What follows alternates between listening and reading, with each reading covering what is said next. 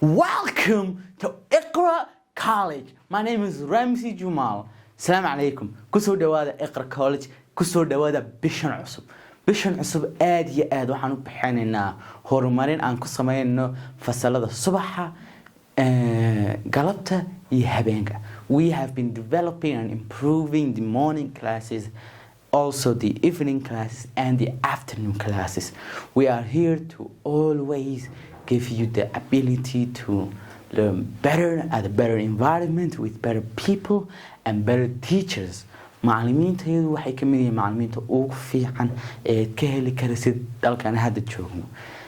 They are always ready to have better interactions than just being teachers for you.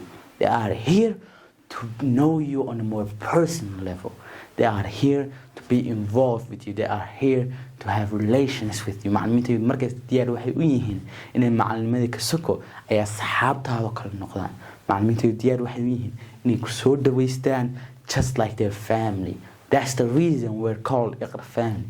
sababtaas nolol ku bixiya Iqra family. Also, we have been improving the meetup, which is the thing that differs Iqra College from all other colleges across the country. baryahana aad iyo aad developmentka waxaan ugu wadnay wax loo yaqaano meetupka oo horeyna liigu soo sheegay dibna liigu sheegi doono. meetup waa shayga nagaga duwa kolshada kale ee dalka yaala. aad iyo aad awood waxaan u saarnaa ku hadalkaaga, speakingkaaga, accentkaaga inaan hagaajino. aad iyo aadna waxaan ugu dadaalanay inaad adiguna nala dalaashid. And finally, if you are in here the country with us, we can offer you offline classes.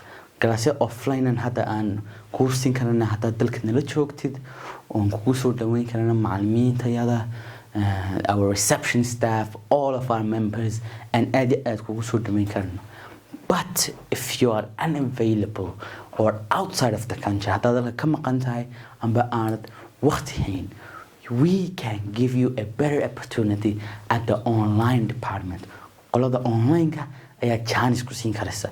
It is just like our offline, but you can learn English while you are at home. We send you your lessons, you interact with people, you speak with them, you improve with them, you help them, and they help you. So, aad iyo aad saa ula socda Iqra. Welcome.